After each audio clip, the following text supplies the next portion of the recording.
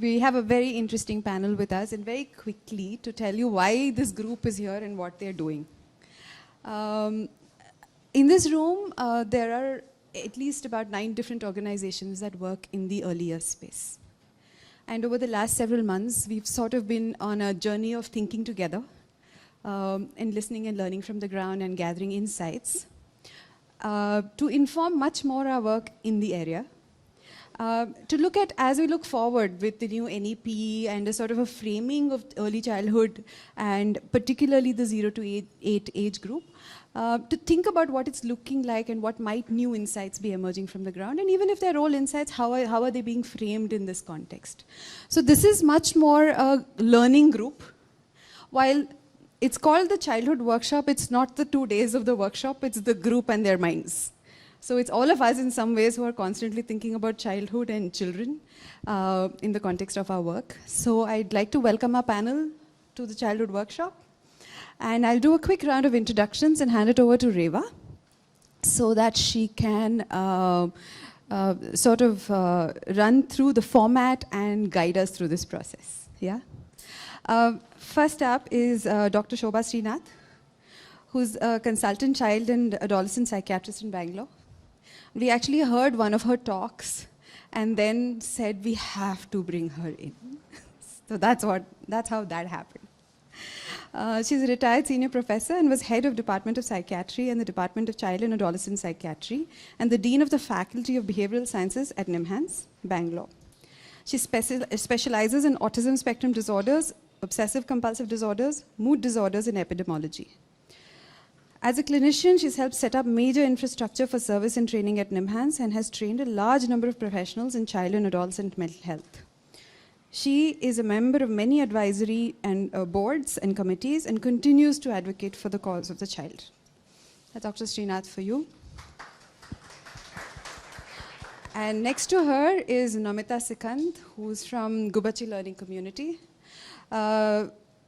I've known about Gubachi's work from like the day it was conceptualized, I think.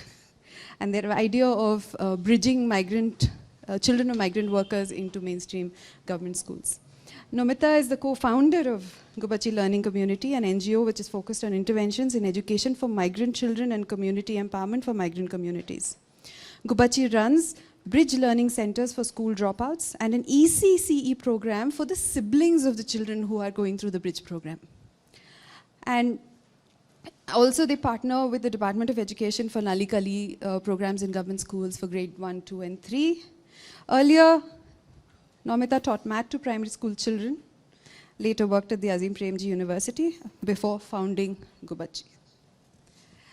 And next to Namita, big welcome to Namita, but next to Namita is Lata Madhusudan, who Mahesh knows very dearly, mostly because his child went to the school that Lata runs. Lata Madhusudan started her career as a teacher in 1990. She runs the Prakriti Waldorf kindergarten. She's worked all over the country and all over the world. She has continued in the field of education as a teacher, educational consultant, and a trainer teacher.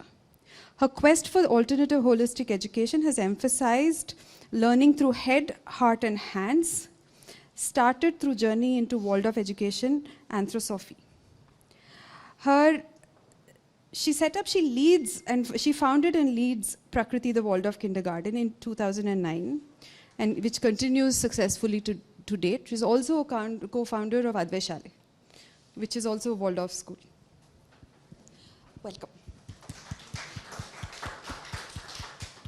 And on this side, we have Helen. Helen Isar is the founder and director of Papagoya Education. Helen comes from a family of passionate educators who work towards equity in education and ensuring children get a relevant, meaningful education.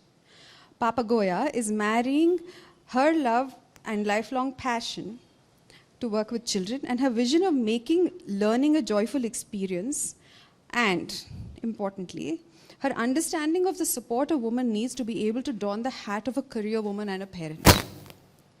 Helen has over 17 years of experience in marketing, entrepreneurship, and education.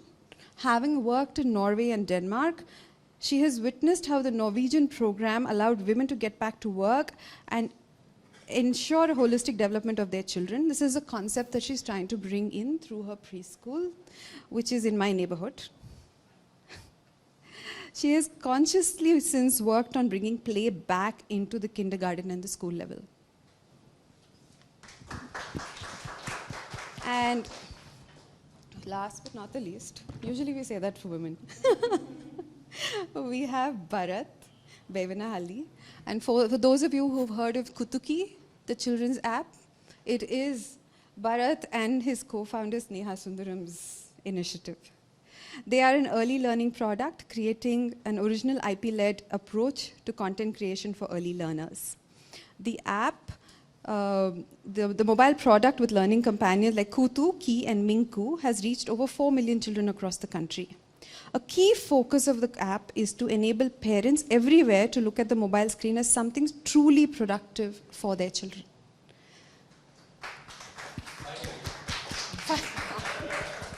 Welcome, everyone.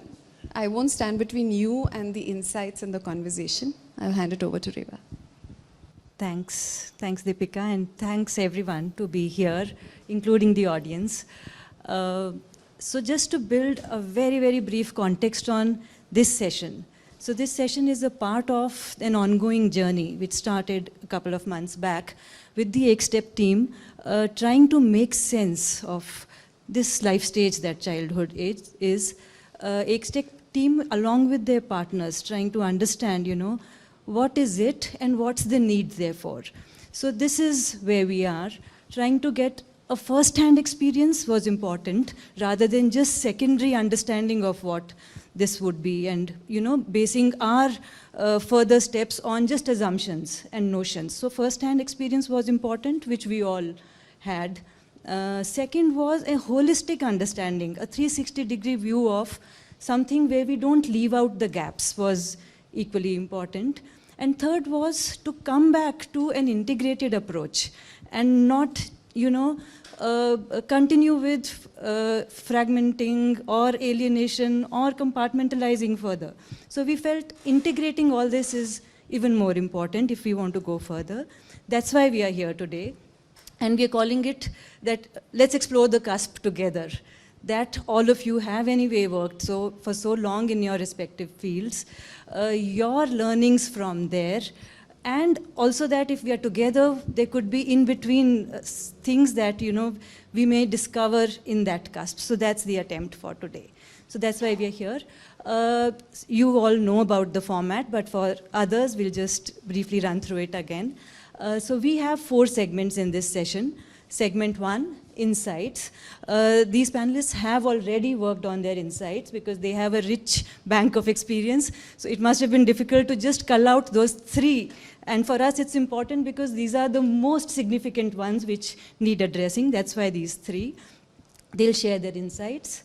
Segment 2 talks about the stories behind these insights or the reasons why these insights they are sharing today.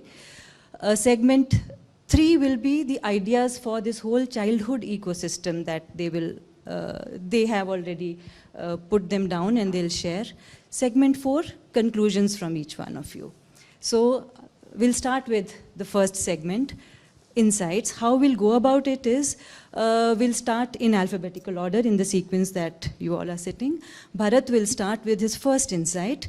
We'll have, after your first insight, we'll have a tabla interlude, which Bharat has played. This is Bharat's tabla thing that we've taken. This will be a cue for the next person to start because we will not come in between after this. So this sequence goes on.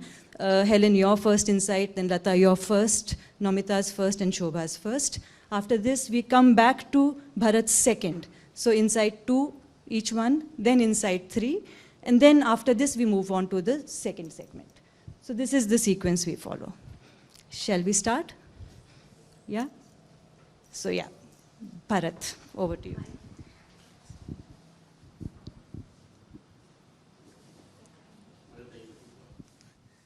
I can start. So my first insight is about the philosopher Marshall McLuhan. Said that the medium is the message. Given that we are a mobile app, and we consciously chose smartphones and mobile apps as a medium, despite hearing so much around the time that we started that screen time is bad. And we've always believed that that debate is very limited. The medium is never the message. It's how you use the medium that is everything. And in our experience, what we've seen is creating content that is really meaningful and help. Yeah.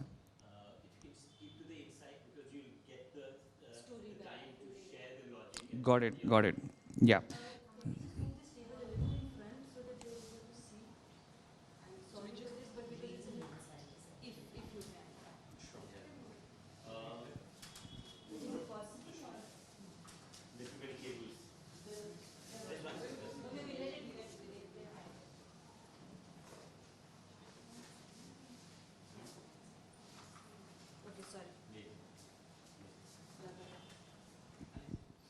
Right, so the historically the insight, I'll just sort of delve a little deeper into it. It's not the story. When TV was used as a medium for children's content back in the 50s and 60s, in primarily the US, because that was the market that had mass adoption of TV, it was universally panned. For the first 6-7 years, everyone said that content that's being put out here is just not relevant, just not meaningful. Then you had Sesame Street, Mr. Rogers, and a whole bunch of content, especially on PBS in the US, that really sort of put the message forward that the medium becomes irrelevant if the message is really strong. So that's my first insight.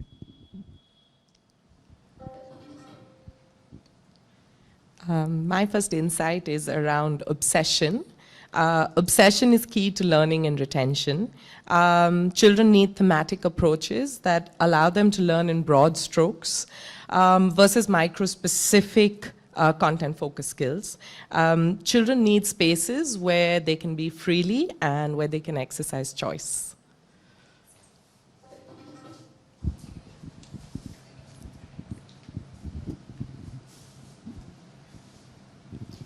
My first insight is play. For Waldorf educationists, play helps so much that it lays the foundation for academic learning. And when we talk of children as social beings, it's play which helps children build their social skills and mainly finding their individuality or a sense of self.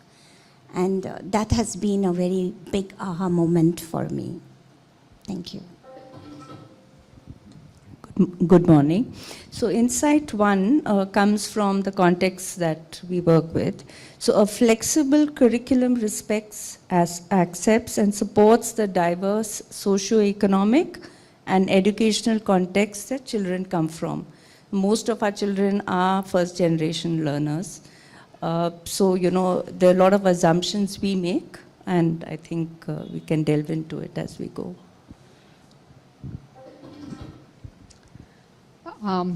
Good morning.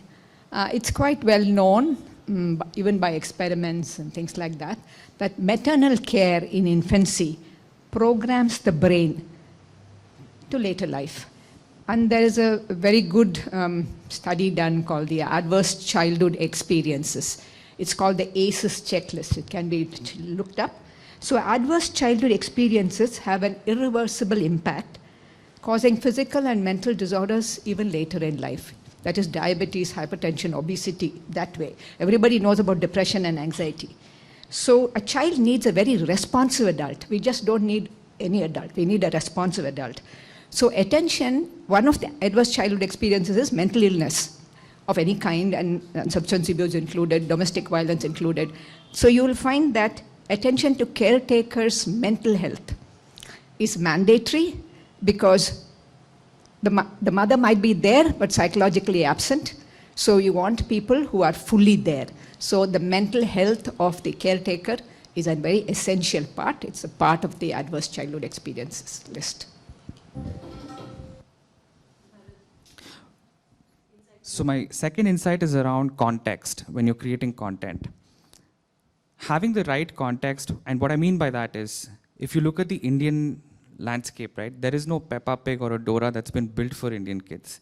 There's no content that represents the way Indian children speak, the way they look, the way they act, and experiences that are familiar to them. And what we believe is that creating the right context helps sort of understand whatever you're trying to convey through the content so much better if there's relatability. So that's my second insight. My second insight is around the playground and how the playground actually mimics life in the early years. It helps children develop life skills like the ability to focus, problem solve, deal with emotions, develop autonomy, independence, empathy, and confidence. They're all best built on the playground.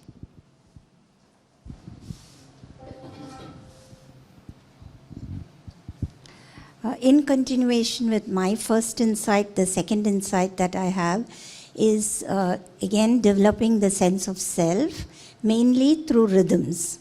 So rhythms in connection with nature is the stress that we lay on in early childhood, so the sense of self can be established. So my second insight is based on diversity, and in India, it's language diversity. So the inclusion of the child's language in the classroom makes a child feel adequate from the beginning. So when you are, recognize and accept the child's language, you're recognizing the identity of the child, which is extremely important. It welcomes funds of knowledge that children bring into a formal education space, because it's only through language that the child can communicate what its funds of knowledge are.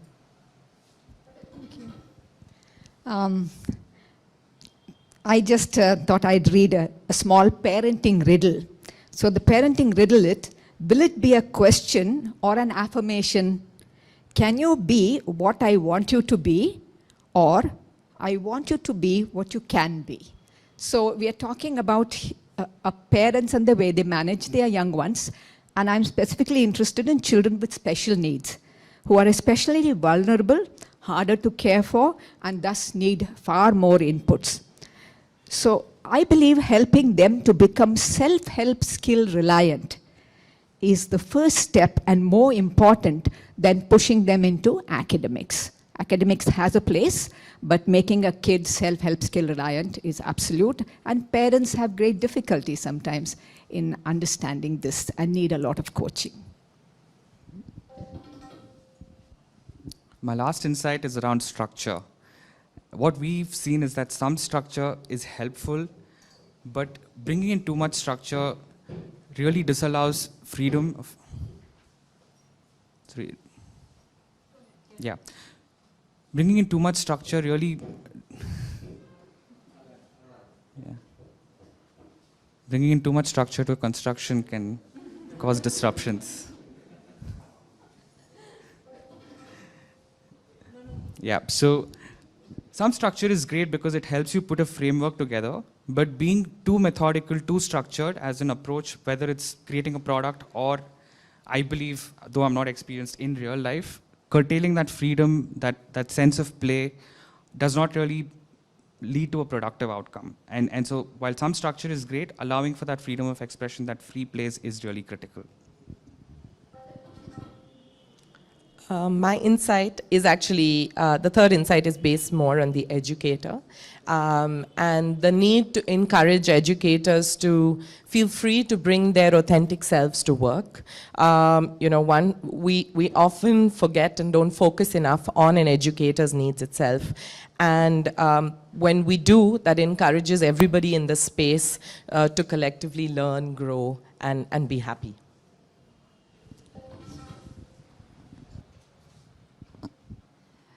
My third insight moves to the teacher or the educator, like she said. And the teacher believes that the development of a child takes place from feet upwards to the head. So the tenets of Waldorf education rests on three aspects: willing, feeling, and thinking, and more of it in the stories.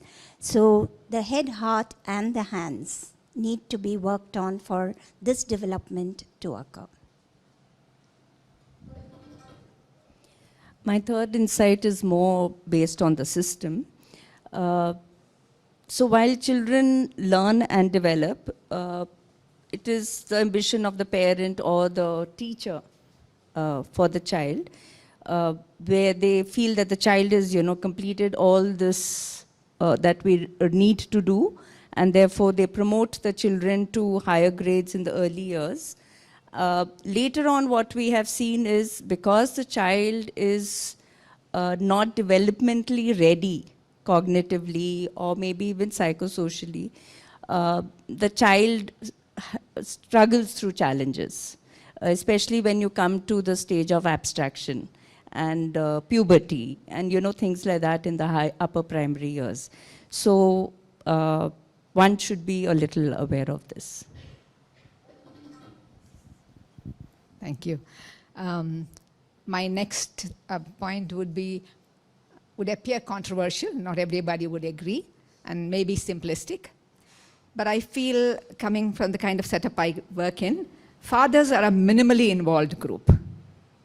This behavior, I feel, is likely rooted in some kind of a flawed upbringing and socialization of the boys. Of course, girls also, boys in particular, I mention. And I feel a gender-neutral sharing of household tasks, starting from a very young age, can, I believe, make young boys and girls understand that work at home is everybody's work and that it is essential to do this. And I believe this can help many years later, maybe. Some fathers may challenge this, but I believe in the bulk of things this might be helpful. Sure. Thank you so much. I think these insights were powerful nuggets that, they have a lot in them, whether we are talking about play or we are talking about structure or the missing links, that we feel play an important part. So we know that there is a lot of background to these nuggets that you share. There's on-ground work, hands-on work that these have come out from. So we would like to hear those also behind each of the insights, which takes us to the second segment, stories behind each of these. So we'll again go first stories behind the first insight from each of you, then it comes back to Bharat, stories behind the second and third. So going back to what I was saying when I was talking about this, when we started out, we heard a lot about the debate around screen time. And what we realized is that it's really a debate around, is YouTube good for my child? Is YouTube Kids good for my child? Because that's essentially what everyone was using. And in our case, if you look at how many kids are there, like you folks are very familiar, right? There's over 100 million kids in this age group in India. And most of them don't have access to great quality preschools, right? So consumption and learning happens through the media which are widely available. And so it became really important for us. If you look at the demographic spread, 60 to 70% of families have some kind of a smartphone or feature phone.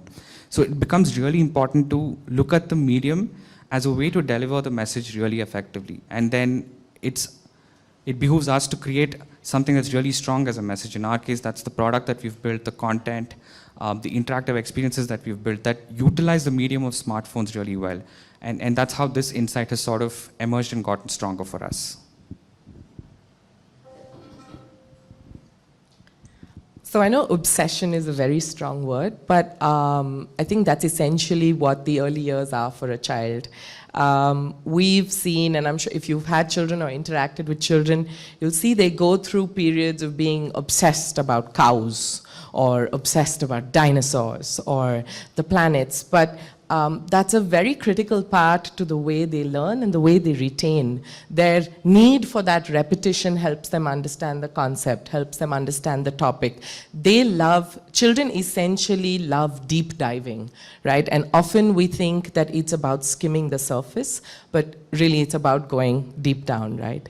I know a child who loves cows in our kindergarten, and he's loved it for 3-4 years now. So, on the weekend he goes to visit a gaushala, like that's what his parents take him to, right? He knows every kind of milk that there is. He knows what an A2 desi cow is. He wore a bell, like The cows do. And he came to kindergarten. He had his cow pajamas that he came in.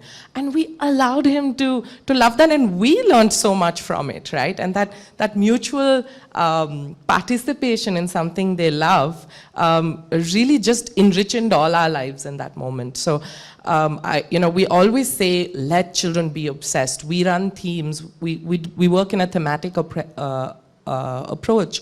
So our themes are 3 months, 4 months long, and that's how much it takes to get into it. And by the end of it, we know everything there is to know about that theme. So obsession, I think that's essentially my big story.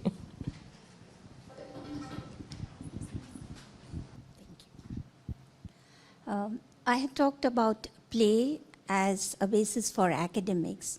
It was a great insight for me to see, go back and ask, what do we need for academics? Fine motor skills, gross motor skills, using your body as a tool, and where do they get these experiences? Instead of writing pages of handwriting, they can practice all these skills through play.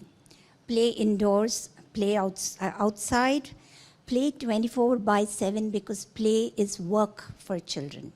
And there, the repetition, the orderliness, all the academic learning that will later on come forth happens through play. And research has showed us a lot that children who do not play cannot be good academicians.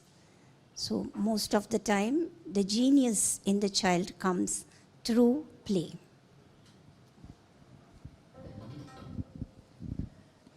So my insight on flexible curriculum came out of when we started, in a typical early childcare setup.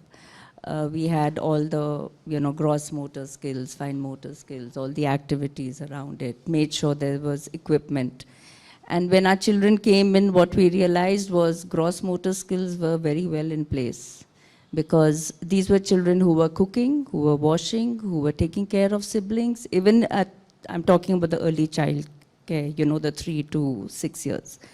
So those equipment were almost redundant for us, and those activities just did not have meaning, because that was part of the everyday thing, and they were, quite advanced in those skills. So therefore, a flexible curriculum would allow the teacher to, cater to the different diverse contexts of the child.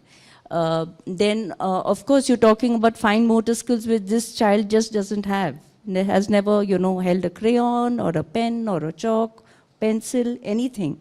So you need to have more of that. So that is the story behind why understanding different contexts is so important, and no one curriculum can actually cater to that.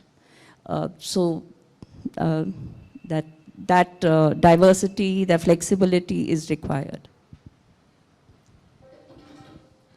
Thank you. So when we look at children who come to the clinic and when we ask them their early history, a lot of the young children have significant adverse childhood experiences. And we find that the mother's mental health has a huge bearing on how the child is nurtured. And this starts from pregnancy. And the starts includes domestic violence even on the pregnant woman. So it is clear to us that the adverse childhood experiences are actually ubiquitous. I mean, anybody, even in this room, you ask 10 or 15 adverse childhood experiences, there'll be enough. What happens, what is the impact of that on a growing child? That's different. So James Heckman is an economics Nobel Prize winner, shared the Nobel Prize. So he studied on the economics of human development and found that early childhood care, nurturance, education, caring of the mother, getting her a good job, good child care of some kind, has great benefits to society. And so our aim is to see that that age group, that the nurturance, whoever it is, needn't be the mother, it can be any significant caretaker, must be there for the child at that time. So adverse childhood experiences are something that one must look for. It's not necessary that they will succumb to it, but it has a big role to play.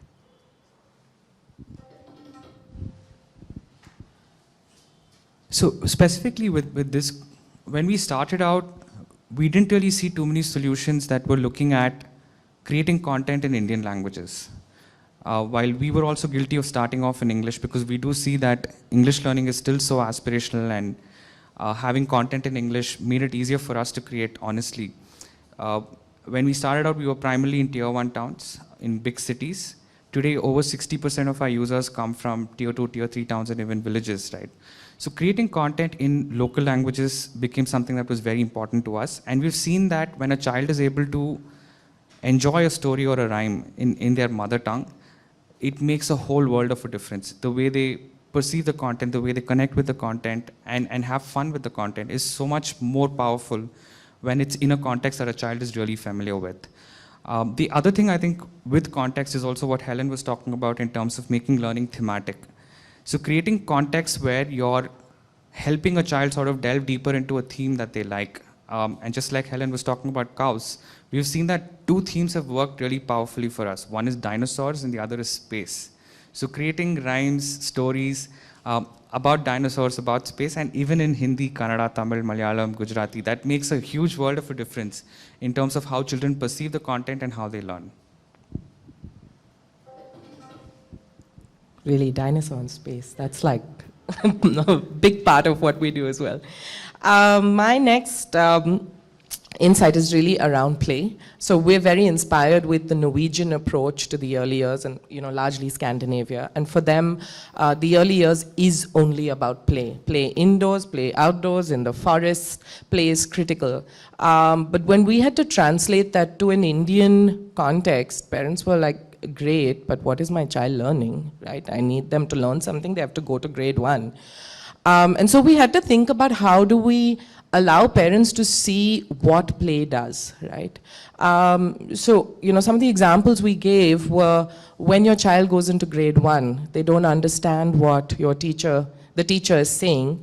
I need to be able to build the confidence for them to put their hand up and say, excuse me, I don't know what you're saying, or can you explain that again? And if we all go back to class, that fear of interrupting a teacher, that fear of saying, I don't understand, is crushing, right? The playground helps me negotiate. I want that toy, you want that toy, how are we going to figure this out, right? The playground's going to help me voice the emotions. I don't like what you just said to me, and I'd like you to think about what it is, or I'm feeling really sad today, and often in the early years, sadness manifests as anger, and so you say, oh, that child's he's a bad boy, he's a bad girl, right? But really, they don't know how to contextualize those emotions, right? So we found that a lot of work that we need to do is, yes, we know that play is good, but how do you break it down to the parent to say this skill in play, or him playing with sand and measuring sand from one bowl to another is teaching him spaces, shapes, and quantities, right? And I think that building that bridge for the parent is very important.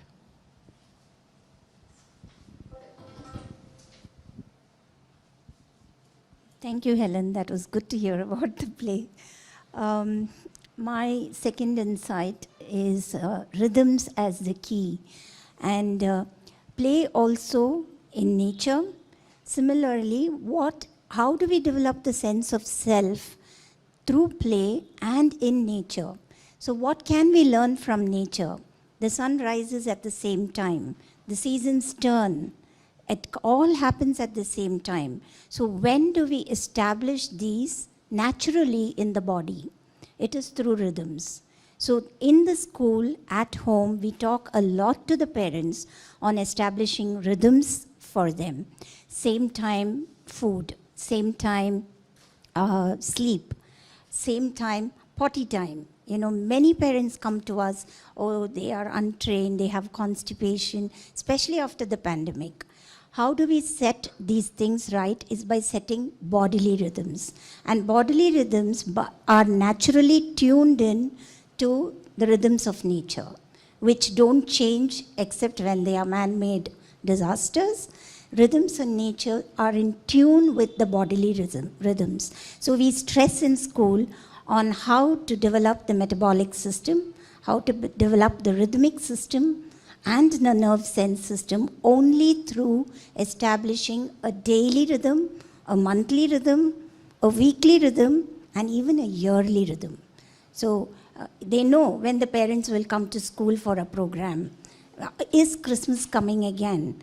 Are we going to do the Dashera dance? So they know a sense of time which goes into their physical body.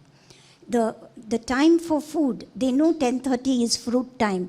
The sugar urge comes naturally for them. So when this is established in the early years, it can go away in the adolescence, but again come back. And like Dr. Shobha has already said, what happens in the early childhood reflects in the later years. It's a mirror image of your habits. So rhythms form habits. Thank you. So my second insight was about the child's language in the classroom, and we have children who come in from, they're all migrant communities. So we have Kannada, Telugu, and also from commonly Hindi-speaking states. So this came out of a story, and the importance of it and how rich a child's language is when they are allowed to express in their own language. We were sitting around, it was the end of the day, and there was this 3-year-old who had this tiger skin jacket on. And he was playing. So I said, "Ye sher kaun hai?" So he says, "Main sher nahi hu. Ye to jacket hai." So I said, "Acha, to sher ne चूहे को देखा, तो फिर क्या हुआ?" He says, "शेर ने चूहे को खा लिया." तो I said, "इतनी जल्दी? वो तो चूहा रोने लगा शेर के पेट में." तो he says, "हाँ, फिर शेर ने कहा, मेरे पेट में चूहे दौड़ रहे हैं." So, it's an idiomatic usage of the language, which is which shows rich language with the child. And what we do with children when they come into the classroom by insisting on the common medium of instruction thing, we deny the child that expression. We deny the child his identity. He actually feels dumbed down, because he is not allowed to express what he can so naturally, So we always feel that while we move the child towards a medium of instruction, the child should be allowed to continue to communicate in their language whenever their opportunity arises, whether it's circle time sharing, whether it is, discovering something in the classroom that they want to share about, talk about, or while they are playing with each other. We will have a child who's speaking Hindi playing with a child who's speaking Kannada. Both of them are speaking in their own language, and so quickly they learn each other's language. So just having that diversity in the classroom can be so rich and beautiful, and I think it must be encouraged and not, discouraged. So frightening for the teacher. And the regular teacher is so troubled in this kind of thing, no? Yeah, I fully agree with what you say. Yes, no, I just said something. Okay. So in the clinic, we have, I see a lot of children with neurodevelopmental disorders. So we have children with intellectual disability, autism, reading, writing, spelling difficulty, lots of children with disability. And then we have children. One day a mother walked in and said, "This is my 15-year-old child. He had a diagnosis of autism. And ma'am, he can do calculus. And we are thinking that maybe he should go into advanced calculus or something like that." So as was routine, I asked, "So tell me about the self-help skills." Then the father says, "Everything she does." So the mother says, "Yeah, ma'am, we have to wash his bottom, and I have to feed him." So you're talking about a 15, 16-year-old who's doing calculus, but who doesn't know how to do this. So who's doing it? Mom's doing it. Such a demoralizing waste of time kind of activity, which doesn't allow her to do any other interaction, because for a 16-year-old, she's helping with self-help skills. And we have lots of young children whose parents' only aim is, let him finish NIOS. He's intellectually disabled or reading, writing disabled. He must do 10th standard and finish. In order to do 10th standard, morning, evening, night, he has to study. And therefore, if his behavior is bad, if he's kicking the mother and pinching the younger sibling, they don't punish him, because if you punish him, he says, "I won't study." He knows what works in this house.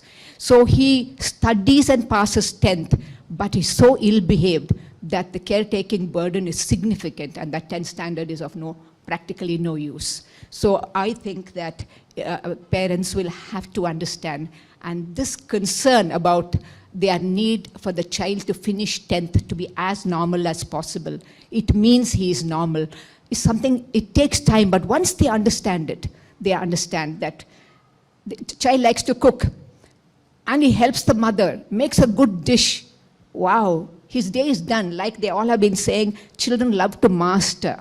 They like to master. They'll go on doing this until they get it. Intellectually disabled also, autistic individual also. So he's done something wonderful. Parents, once they understand, they just need to be tuned. Once they understand, they'll work, but it takes a long time. Academics is important.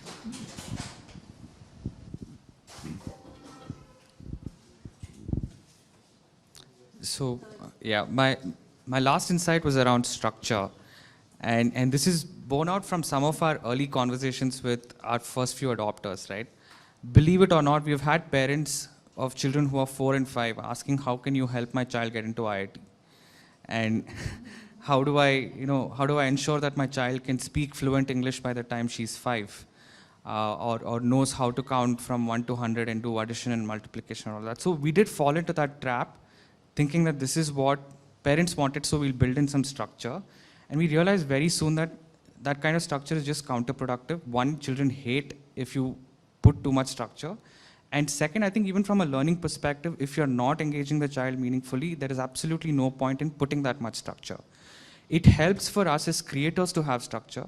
It helps for us to create things within that structure, but then allow for freedom of expression in any way that a child wants. So one, from a product perspective on our app, we've tried to keep it as free as possible and allow a child to explore at her own pace. But even with physical products that we've launched, when we've created things like worksheets, we've tried to keep that fun element, that play element, and that's where our focus on creating IP, focus on creating what we call learning sathis, which is our 3 main characters, Kutuki and Minku, and building a bond there so that you feel like you're having a conversation with a friend and having fun doing an activity rather than it being something that is born out of a sense of structure. I think that's something that has been really powerful for us to sort of delve deeper into as we continue to build the product. I think mine is the other side of it, of the same point, but the educator at the heart of this, right? And I think as a space, as a learning space, it's important to have some level of structure, but it's really important to be able to give enough freedom and flexibility to the educator as to how she's going to, or he's going to deliver that to the children, right? And often as education spaces, you create boxes for these educators. You have to dress a certain way, you have to look a certain way, you have to speak a certain way. And this comes in the middle of them being able to bring their true, authentic selves to the space, right?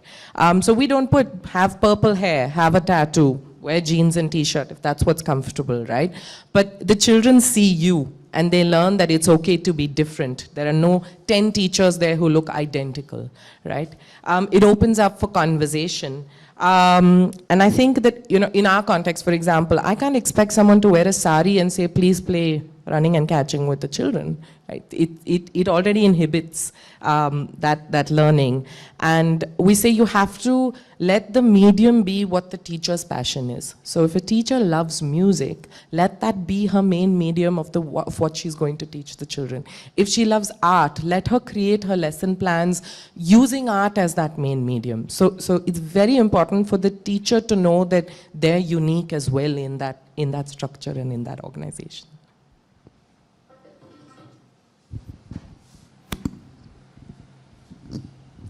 Thank you, Helen. That's a foundation for my third thing also.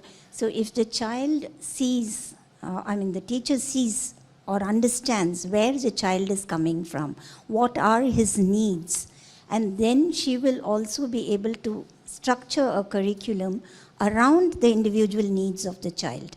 And that's where Waldorf Education talks about the head, heart, and the hands, and willing, feeling, and thinking. What is it that the early childhood young children need, the toddlers and the kindergartners? They are very weak in their outer limbs.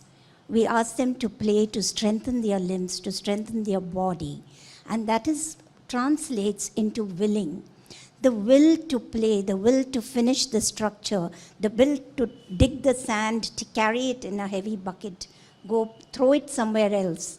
And the teacher's journey is to make this into purposeful activity leading to academics later on. The feeling part, Helen already talked about play. Play is actually meeting the world in different ways, emotionally, socially, cognitively, aesthetically. In all this, the feeling part of the child comes into play. I'm angry, it all disappears through play. I'm very happy, I can calm down through play. So this kind of curriculum structure will come up only if the teacher understands how can I bring letters and numbers in a play way? How can I bring it through images? How can I bring it through artistic means, through songs, to cater to all the different kind of individuals? That comes as a feeling aspect. And when willing and feeling work together, so you are working with your hands, you like what you're doing, it automatically translates to thinking. And intellectual or cognitive development happens when these three integrate, the head, heart, and the hands, translated as willing, feeling, and thinking into knowing yourself, what you need, and how are you going to face the world.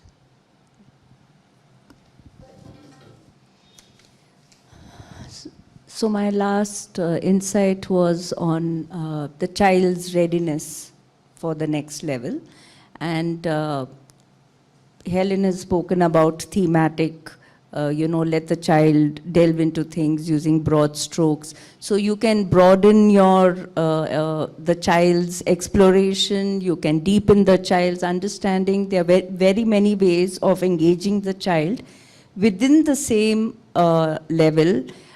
Not to have a very, very structured curriculum. Again, I think Bharat has also spoken about it. There should be enough flexibility for children to, continue to explore, to deepen, to delve, to expand their world vision, instead of, saying, move to the next level. The hurry of trying to, jump levels and thing, I think this needs to be really looked at very carefully. Through exploration, children broaden their mind, they grow cognitively, they develop strong psycho-emotional skills, and that is what we need to keep the child, give the child, in fact, adequate opportunity to work with.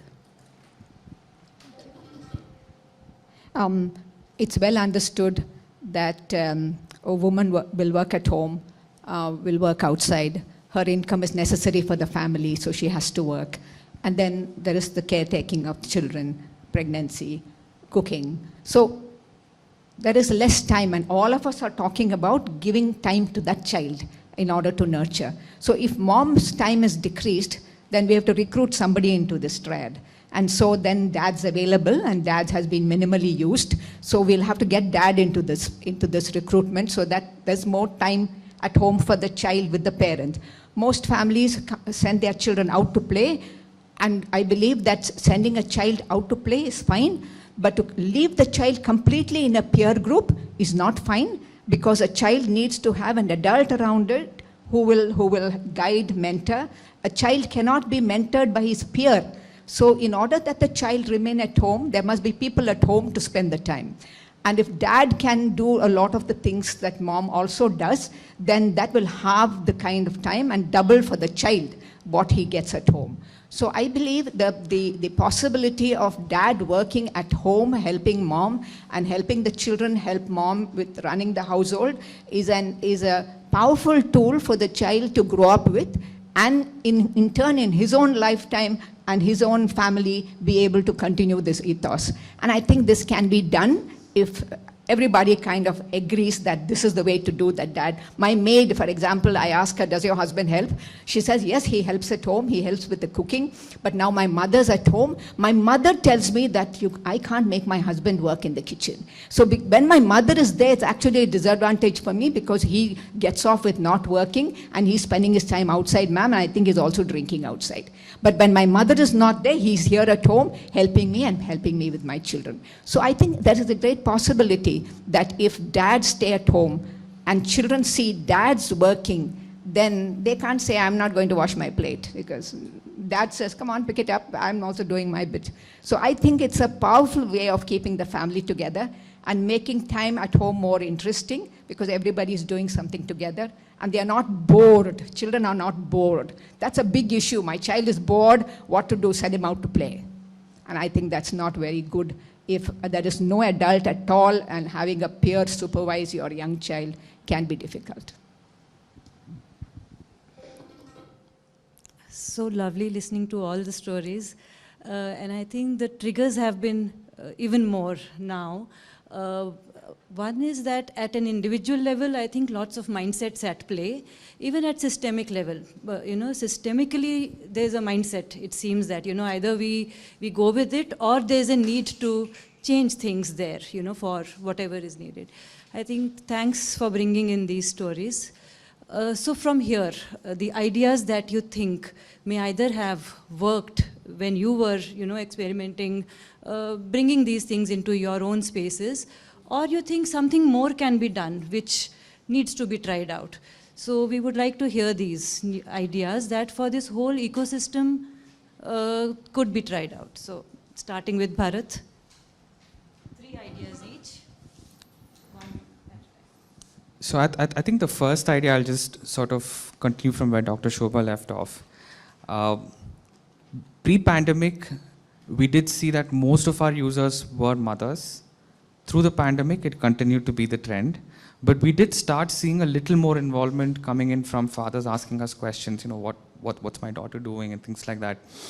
For us to get to a point where we're using technology very effectively, for the most part, fathers are the gatekeepers when it comes to things like access to apps, payments, things like that. So one endeavor for us is to also see how we can bring in fathers more into the whole app experience and make them part of the whole process. They don't have to, sometimes it's just as simple as sitting with the child and answering their questions. It doesn't have to be, I will watch the stories and read it to you at bedtime, because frankly, mothers do a better job of that. But I think getting involvement from parents in general and fathers in particular is something that we are also sort of very strongly looking at.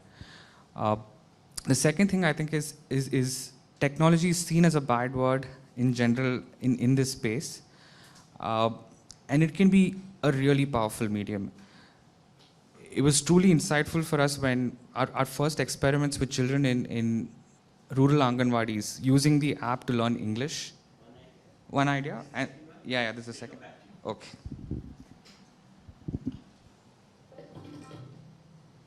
So coming back to obsession and repetition, when we looked at the Norwegian early years program, they said that, no introduction of ABCDs, 1, 2, 3s till they go into school.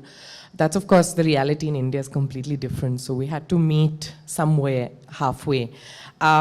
We've married a thematic learning. So like I said, we do dinosaurs for 3 months. We're doing the Amazon forest right now for 3 months, right? And so and we break it down into ways that we keep repeating this. We do activities, we do play-based things. But we also chose a phonics program that we liked when we look at our over 3s, because our 3 to 6-year-olds sort of had to start getting used to the ABCDs.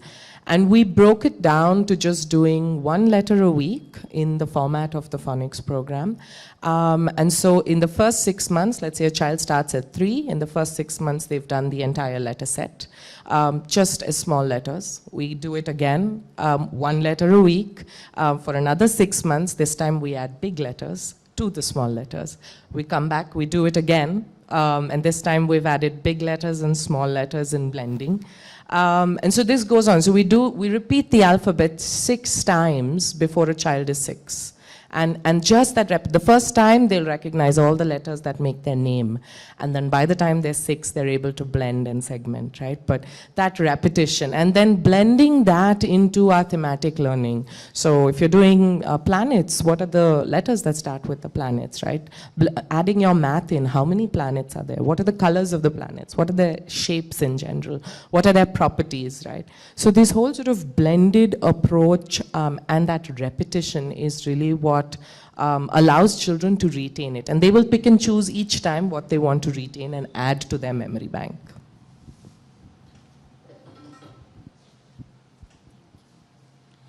For us in our school, it was very, very difficult to convince parents that, hey, look, we are not going to do any kind of academics until the child turns 6.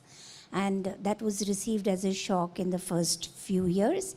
But soon it has changed tremendously that the grade school is doing pretty well. How did we go about this?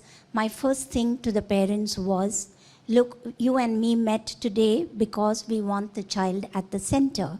And the child is the center of the universe, wherever he may be. And the first 3 years is almost like the university. You don't put the child through to stand upright. He decides, he works, he strives, and that's what he's going to do. And as a professional, if I'm going to tell you this works, you need to trust. Otherwise, I can point you to another school. And that was a very bold approach at those days to take. My school is 14 years old now. And many parents turned around. And the second important thing when we talked about play was we allow a lot of natural play. They have to pick up sticks and play. They have the play itself. So our playground has no plastic balls or swings which are like a basket, because again the striving has to go on.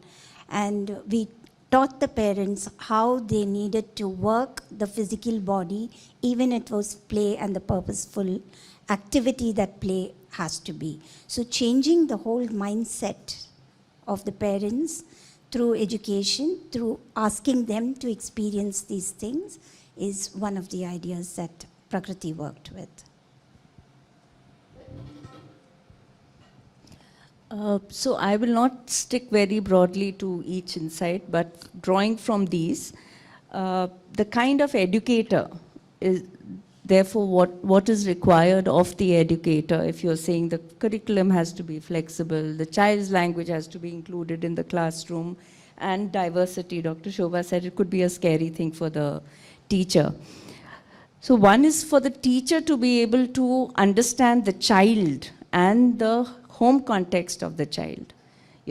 To be able to do that, the teacher needs the space and the time. And I think from the institution's point of view, they need to, design it within what the teacher needs to do.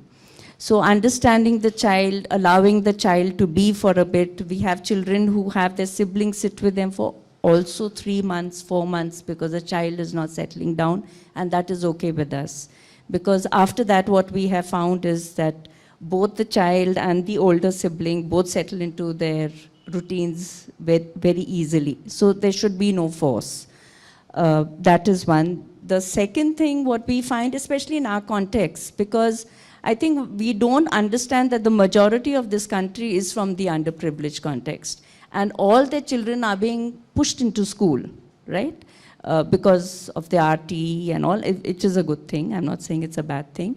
But we need to bring about that understanding of what is required as support from the home front for the parent. How do you educate the parent to understand various things about the child, how the child learns about, physical violence.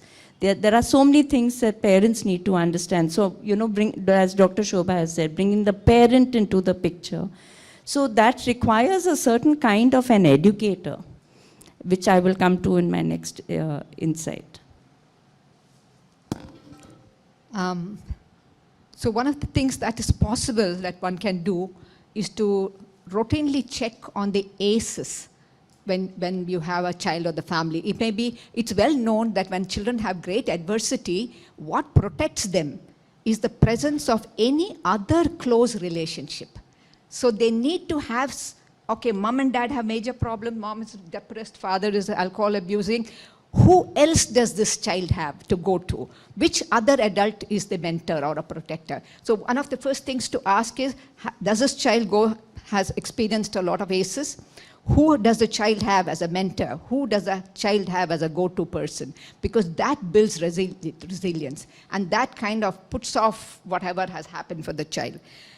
It is therefore necessary that all people who come in contact with the young children must be educated about this. So like they have been saying, the teacher must know, I know this child's parent drinks. So that means who else is there for this child? Maybe I'm the one for this child. And we all know what a great role teachers in kindergarten and in primary school have played for children. Many children will remember the impact of such a person because that gave them security and that gave them that kind of feeling of safety which was not available for them at home. So children need to be checked out about their ACEs. Children need to be seen that they have people around them whom they can go to. And these build resilience for even children from most disadvantaged and troubled families who face such things which they ought not to face. Because the amygdala of the brain, which is a primitive brain, gets fired when they are young. They are older, their forebrain, which is their thinking brain, develops as they grow later. And this brain, the primitive brain, is governed by this, in all our cases, by this thinking brain. But when you are highly troubled here, when you are young, this amygdala just shoots off at any time, and your flight freeze and flight response takes place. And that is what happens in young children, because their front brain hasn't yet fully developed. So you need somebody else to co-regulate with them. And that is this mentor or the person that you have. Yeah, thank you. Yeah, so the second idea that I have is, like I was saying, I think technology is generally frowned upon in this age group, but I think it can be used in two ways. One, just from our experience, over the last 3-4 years, we've generated close to 1 billion data points. So in terms of building something that is truly personalized and allows a child to sort of consume and enjoy content at their own pace, their own time, it's immaterial whether they're learning or not. A parent might have a lot of anxieties whether they've learned. For us, as far as we're concerned, if a child is meaningfully engaged, they will learn at some point if it's an interest set. So creating that kind of personalization is something that we're seeing is truly powerful. And I'll give 2 examples here. One is a child who is a fairly savvy English-speaking child from an upper middle class family. The kind of content that they're consuming, the kind of content that they're interested in is so different from something that we see in a tier 3 town or even things like learning through a phonics module, right? We've built out our own phonics module and just like how you would sort of break up your name, for a child who's in an upper middle class family, they're able to sort of imbibe that concept very easily. But for a child who's not familiar with English, just starting with what the letters look like, building that print awareness, building that phoneme awareness, learning about blends and digraphs and how they sort of fit in with your name, right? Or even simple examples like how, if you're teaching CVC words, right? Using ham as an example may not be relevant for a child who's not familiar with ham. So that may be relevant for a child who's familiar with that, right? So being able to build that kind of personalization and building on the insights that we've got can be something that's truly powerful if you're using technology well. The second area where I believe that we ourselves could do a better job goes back to my first idea, is that we're not using technology enough to engage parents, to educate parents, to enable them to sort of build a more holistic, a more complete understanding of not just whether the child is learning or not, but just how to sometimes let the child be and forget about having to be a good parent all the time. But just enabling them to sort of build a sense of awareness and understanding and of all of the different philosophies that are there, of what works best for their child, what works best for them in terms of a parenting style. Those are all areas that we are looking at building over the next couple of years. And I think that could also immensely help in terms of building a stronger early learning ecosystem.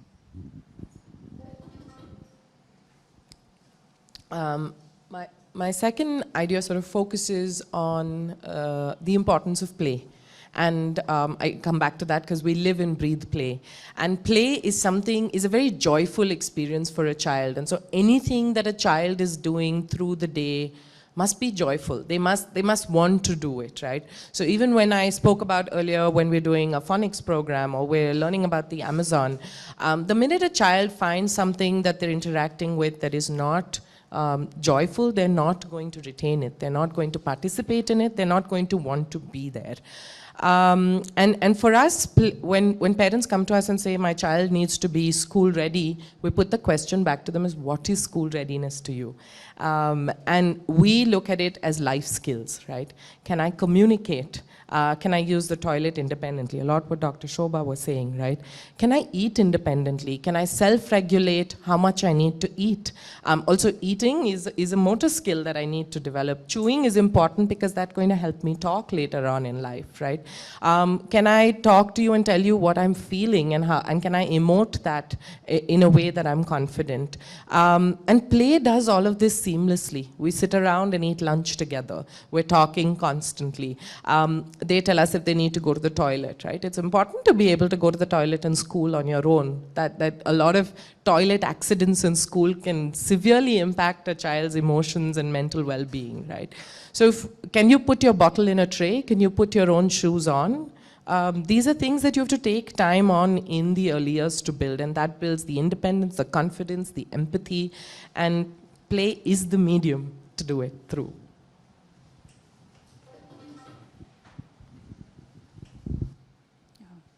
So for the second idea, I go back to rhythms. Rhythms are a key to establish, especially the bodily rhythms that has to come into the child. How do we go about it if the child sees he's in an imitation mode throughout 0 to 7 years, 8 years, and that is also an unconscious imitation.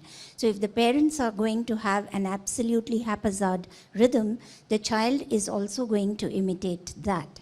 And if the school and the home front is not in sync, then rhythms cannot be established at all.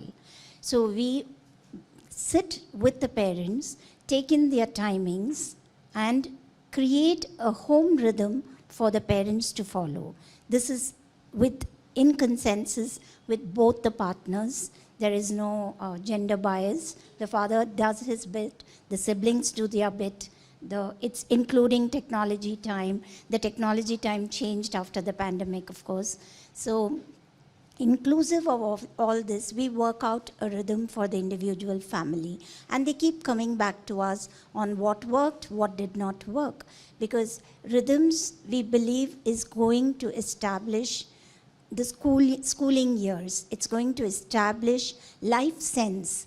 And that's one of the basic senses Dr. Shobha has already spoken about. If a child cannot make his bed, or if an adult cannot make his bed before going to work, then there is no sense in life. So that's basic life sense. So these skills comes in only through rhythms. So Steiner has established a very beautiful quote which is commonly mentioned: receive the children in reverence, let them go forth in freedom. But that freedom is within a boundary, and that's where rhythms become important, so that they don't have to constantly engage the child. The child is allowed to feel bored, because out of boredom arises something else. Like I already said, geniuses come out of play, out of the playground.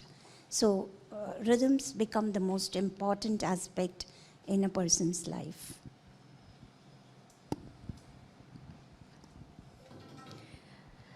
So coming back to the institution where the teacher is and where the children are, one is you have to be equally supportive of the teacher as much as you support the child. Because if you expect the teacher to be caring and have concern for the child, develop herself, then you need to be that way for the teacher. You have to be caring enough, you have to be concerned about the teacher, you have to understand the teacher's challenges at home and the teacher's home context. You also have to continuously be able to support the teacher to build her skills as a teacher, her knowledge as a teacher, and be able to help her translate that into the classroom. So a caring environment does not mean only in the classroom, it also means in the staff room, within the people who are responsible for the institution. So that's one very important thing. The other thing is not to deny the different multiple childhoods in this country. There is not one kind of childhood, right? We have children who are from rich tribal knowledge backgrounds. We have children from, like we say a migrant community is very different from the urban poor community. Like a typical urban slum that has been established over years is very different from the culture within a migrant community. They are still very close-knit, they still have close ties.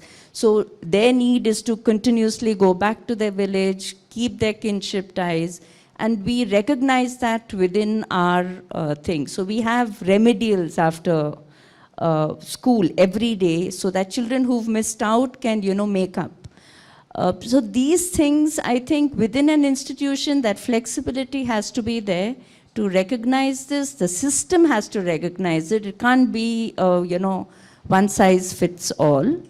And that is something I think we struggle with within the education system, because a lot of content, a lot of ideas come from the privileged understanding of, what is family, what is child, what is the parent, and what are your resources. Yeah, we're talking about children with special needs, or children who are vulnerable in that sense. So in Peru, there's a lady called Liliana Mayo who runs a school for children with different kinds of disabilities. And it's been found that in her school, children with disability over the years are holding jobs that their able-bodied sibs are not holding. So she works with the family from a very young age. In that school, they are taught to brush their teeth, sweep the floor, cook, pack, and do all the things, including number work and alphabets and reading and writing wherever possible. But these children, the ethos, like the rhythm, like Lata was saying, this kind of a rhythm is very soul satisfying and very, very security giving, safety giving. So a child falling into some kind of a rhythm makes a big deal, even for children with special needs. And so there is a great need, even in special schools now, when we talk about uninclusive schools now, when a child has special abilities or disabilities, there's a great need to see that certain basic things are done. And that is about oneself, how to look after oneself. Looking after oneself is the first step, and a child can learn it from home and can be taught about it from school. We have spoken about the need for a mentor, the need for somebody else who's going to take care of them. So we are talking about the school teacher, the neighborhood auntie, a grandfather or a grandmother, all of whom aim to make this child self-reliant. So there's a great need for everybody to educate families to understand the importance, especially when a child has disabilities, how important is it for the child to be self-reliant.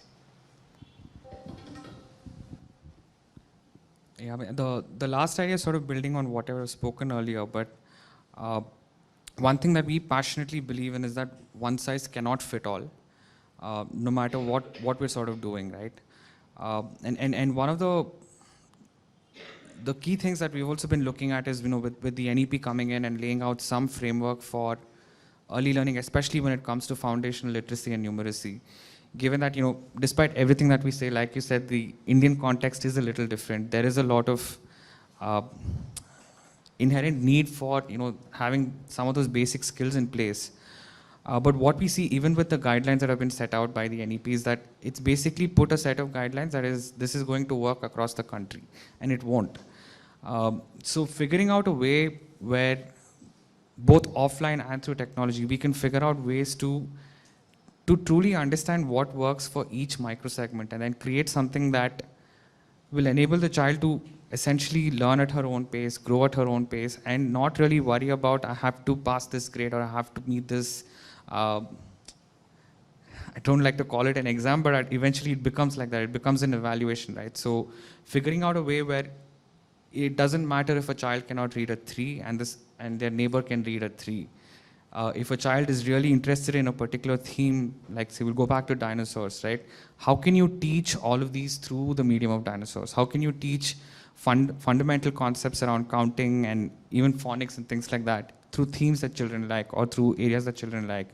And how can we create a broad framework for us as creators and educators without really enforcing too much of a one-size-fits-all mindset? And that's something that we're trying to work and would love to sort of hear ideas around how we can do that offline as well as we get into more of that.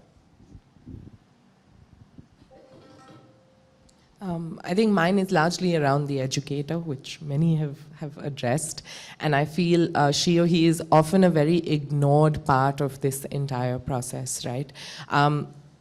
Like you mentioned, they need a lot of love, they need care, they need that empathy as well. And I think there are two parts to being there for an educator. One part is understanding their own circumstances back at home. For example, I have a very young educator group, and as much as they'd love to continue being educators, after speaking to many of them, there are two themes that run. My parents want me married because this is not a good enough job for me to continue in, and I don't want to get married, and I love this field, and so my next option is to continue studying because that keeps the marriage card away, right? And that's particular to my context, but I feel everybody has some sort of a mental health struggle, and how can you as the space or the organization or the school support what that struggle is for the educator? I think the second part is, yes, there are frameworks, yes, there are guidelines, curriculum documents that I need to fill out, but often I'm lacking the inspiration. You're making me teach the same thing day in and day out, but I have no inspiration except a textbook, right? They're doing this because they love it at the end of the day. You're not an educator for any other reason except that you love it, right? So the thought I put out there is, take a different look at training, right? Is training really about a curriculum? Or do you want to get an author in to talk to your educators about storytelling? Do you want to get a dancer in to talk about how dance and movement will allow for learning? Do you want to get a musician in to talk about the impacts of music, right? And it does two things. It really fulfills the educator's soul because they're like, oh wow, that was such a fulfilling experience. It triggers their thoughts on how do I take this to my children and how can I make learning exciting for them through all of these, right? So we have a capoeira workshop set up for our educators next weekend because there's storytelling, there's dance, there's movement, there's animals, right? How do you bring that into curriculum and playful learning in our context?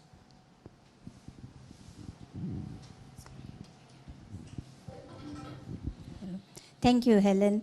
I'm going to take off from where she left on the educator aspect. It is so important. And in world of education, we have a saying that there is no teacher and a taught. So if that boundary has to be broken, then who is this teacher or who is this educator? This person has to be looked at as a complete human being who is worthy of imitation. And that is a big task, a lifelong task. And how do we start with is, like, our trainings are very different, especially in the primary years and in the early years. You are expected to be an all-rounder. You have to sing, you have to dance, because the child looks up to you with loving eyes. And even if you sing off tune, they turn around and say, but that is how my teacher sang. And that gives you so much of the feeling in, it just tears your heart open to know, and you strive to be that singer that this child is asking you to be. So the training and holding the educator becomes very important. That was a really aha moment for me with Waldorf education, and I've continued for decades with this particular education because the letters and numbers can be brought in so many different ways by the same teacher each year. So you never feel bored. And the prospect that the same teacher goes with the child from class 1 to class 8 until the child is a mature enough adolescent to meet the world and the different egos that goes around it. So they become the loving authority, from this loving person who was like mother-like carer to a loving authority who they are looking up to and emulating. First an unconscious imitation in the early years, then a conscious imitation in the primary years, and a complete loving authority worthy of emulation. So this educator becomes a very important, and breaking those lines to not have a teacher and a taught is a great struggle, I should say, but we are getting there soon. So what implications does this have for teacher education? If you're looking at, one is, okay, the teacher has to have the knowledge, she should know the curriculum, she should know the pedagogy. So this, I think, all teacher education understands. But is it enough? And is a 9-month course enough, really, for a teacher to understand all this? The other thing that is lacking is this apprenticeship model, where I feel that's where, for a new teacher, she understands the culture of the organization. She understands herself. I think understanding the self is so important for every teacher, to know how are you responding, what is your subconscious thought, how do you respond to different situations. And for younger children, it is even more important that the teacher is able to understand herself, so that she is able to regulate her own responses. That is one. So does teacher education address this need? That's one thing. The other thing is that, is there enough of a connect between the practitioner and the people who've studied enough, like say Dr. Sudha, right? Do educational institutions talk enough to people who've been, looking at it from the outside? So one is your view from the inside, but how are people looking at it from outside? Is that connect there, which I feel is always, a gap? So I think we need to build up these connects where, you're constantly practicing, going back, talking, and maybe the teacher education space is a resource for teacher to just walk in, say that, I have these challenges, how do I look at it? Somebody to talk to, some resources that she can take, use. So something that is as robust as that is something that we need to start thinking about. Okay, like the Anganwadi worker in the health system, our teachers are burdened little by little. Everything starts at grassroots, so lay it on their heads. It's my belief that in a school system, the maximum salary must go to the primary school teacher and the kindergarten teacher, not to the college teacher and not to somebody, but it's just the opposite, which makes it very hard to get people who are so interested. That apart, if a teacher asked a kindergarten child or a first standard child, baby, what did you do at home to help? A boy, she's asking a boy, what did you do at home to help? And that's a part of the daily routine that the teacher asks. So the teacher has asked, so he will search for work. This young boy will search for work because he has to come and tell next morning what he did. And if a high school 15-year-old is asked by the master, so today what did you do at home? Made your bed? And if that's a part of the conversation, then the young man in the next PTA meeting, instead of saying he's failing in Hindi, if the teacher says, he doesn't seem to be doing any work at home, and the father and mother say, yeah, there it starts, then he has to do his work at home. So I'm saying that from a very young age, if a teacher asks about what did you do at home to a young boy, and it's a part of his talk that he has to do something at home.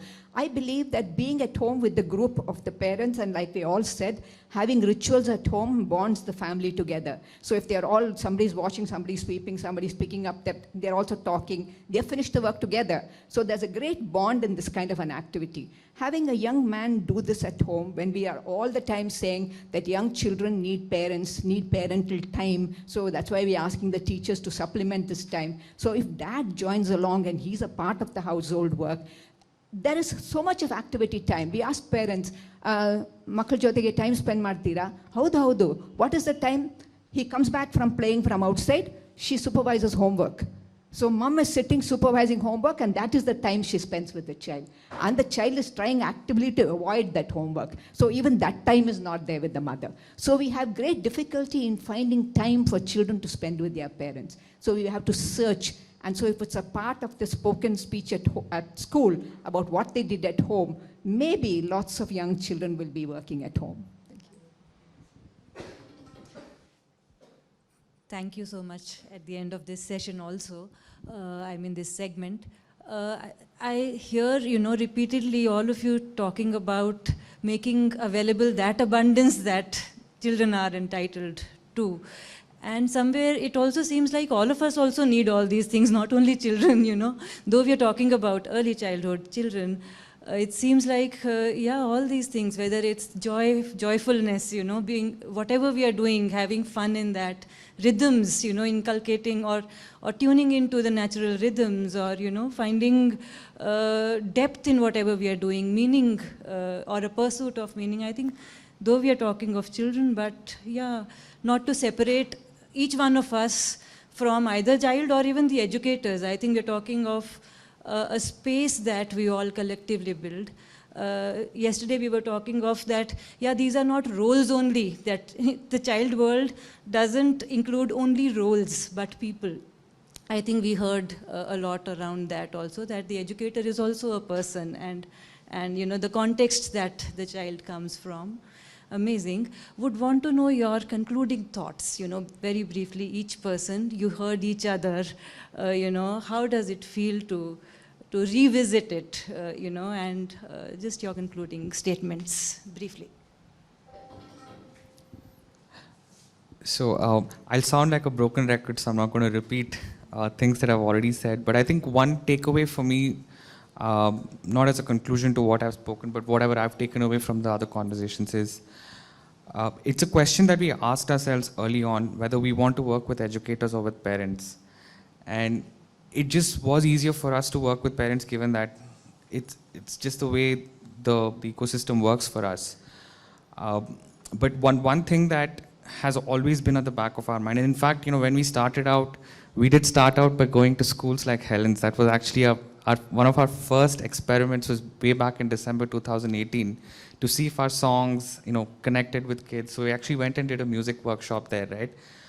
And a lot of our initial set of experiences was actually built by trying to understand what educators do, what their experiences are, and is there a way for us to mimic that into an experience in our product.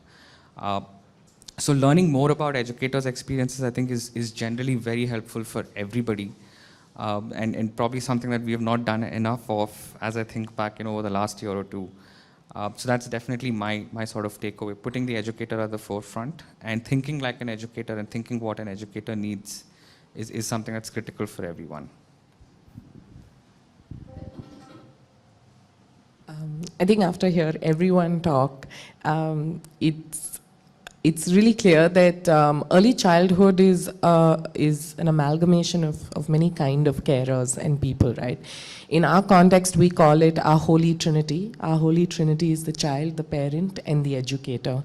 And unless all of them are in sync, and unless all of them are communicating and talking to each other and talking about the child and keeping the child at the center of everything that we do, especially in the early years, we're not going to be able to impact or be there for that child, right? So listening to what a child's needs are is really important. We did that. I remember through the pandemic, Rohini was so very kind. The children were obsessed about Sringeri. They read Sringeri every day. And how did we make that come true to them, right? And she, of course, read to them, which was lovely. Parents come to you every day with problems. They have concerns. It's not that they don't love their children or they don't want to work with it, but their days are crazy. They've got work to balance out. How do you, work with that? And screen time comes up very often to us, and we're like, it's not a bad thing. It's just about when do you do it? How do you do it? How do you structure it into their day, right? In your pointer rhythms. And I think also that educator and parent communication is so critical, because each one needs to understand where the other is coming from. And only then do they, do they get that they're doing this in the interest of the child. Otherwise, I was talking to Dr. Shobha a little earlier, right? Education has become this thing where I, the teacher, am this superior being and I will tell you what to do. And you will listen to me as an institution, right? But there's no benefit in that if all of these three are not in sync. And at the end of the day, we have to figure a way for that to happen.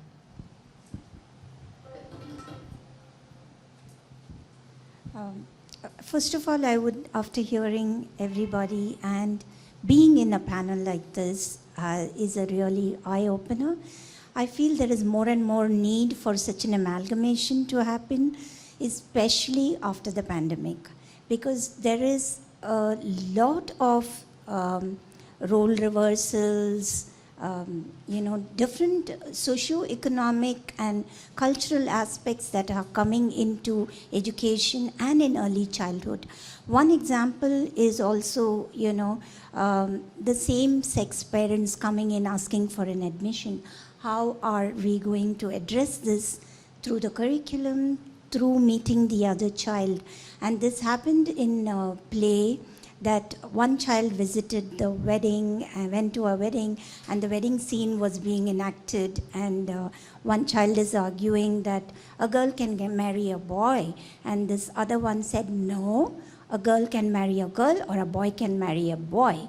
And they all came to me and said, is that true? I said, yes, it can happen. And we left it at that, because for us also, how can a young teacher address this in school?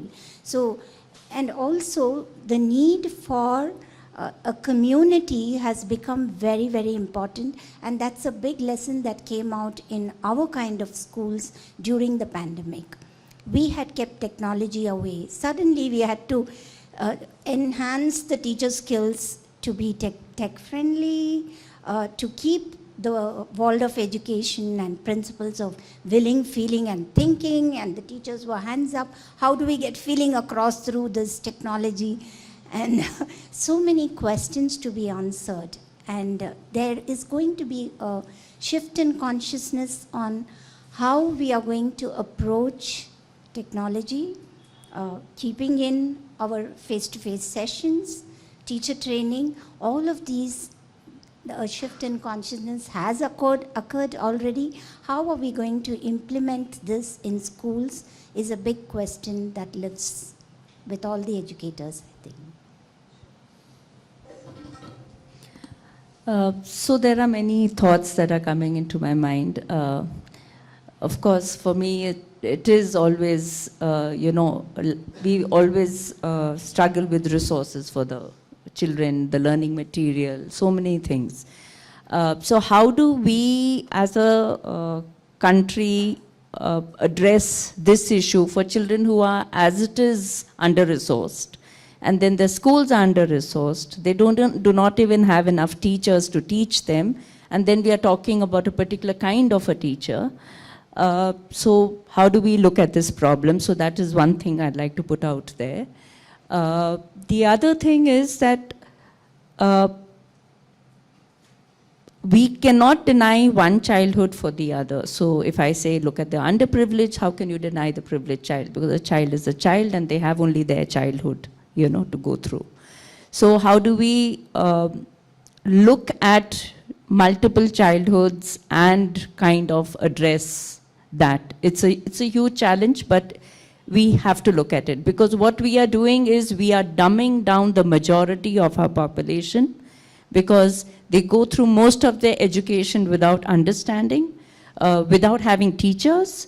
They get into the workforce and then we say the person is dysfunctional, is unable to do the work, and we only have ourselves to blame because we haven't thought enough and we haven't resourced enough for the education of the child. So early childhood, I think, is very important because it lays the foundation, and we as a collective need to really push for that. You know, resourcing for education adequately. Our budgets don't do it. Yeah, I would say that the issue of mental health, how does one bring mental health and make it an easily talkable topic for teachers, make them comfortable such that they are able to talk to parents? I mean, you know, there's an alcohol abusing father, but a teacher may be loath to even go anywhere close to that because it's worrisome. So there is a need for mental health, not to be equated with madness and illness, but just to recognize it early. And what can teachers and people who care for young children do about getting help for, especially parents? So that's one issue that I am concerned about. The other one is, how does one improve the time that parents can spend with their children? So that's another thing that I think lots of time teachers must coach, and that teachers, as all of you have said, are not just teachers of content, but they are teachers of life. And for ask a young teacher to have that kind of wisdom means the management also must think alike. I have found in schools that lots of time young teachers have a different mindset and the management has a different mindset. And that's a big issue also. So lots of times when we call for workshops, they send their teachers, but we actually want the management to come, but they have no time to come. So there's a great need for it to filter from top, because that poor teacher has to do this all in her free time or a spare time, and she doesn't have any other time. So that's mental health, and the second thing is time, and the third thing is to impress upon parents the importance of rituals at home, and how rituals actually bond things together, and how it's necessary to find time to have these rituals with children, young and old. Thank you so much. There's so much that came through in this conversation, and we structured it to be a listening session and less of an interaction session, mostly because the intent was to trigger thinking and connect dots. And what was interesting for me and my big takeaway was that the dots kind of connected themselves quite naturally in this panel. Everyone was saying things that kind of almost segued with each other, but also triggered things for each other. While I feel like there were some meta themes that came out, there were also very specific ideas. The ideas of rhythms, the ideas of that learning together, the sort of equalizing between the teacher and the child, that idea itself, that itself being empowering. I want to ask the room, have you, yesterday, there were quite a lot of what came out of the day, kind of came out of our conversations yesterday amongst ourselves. It is just almost as a microcosm of society that is thinking about early childhood.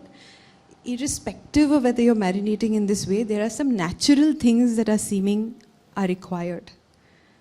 The equalizing of the relationship, the role of the parent, the role of at least one caring adult in the life of a child, the idea of rhythms, space for technology in a meaningful way.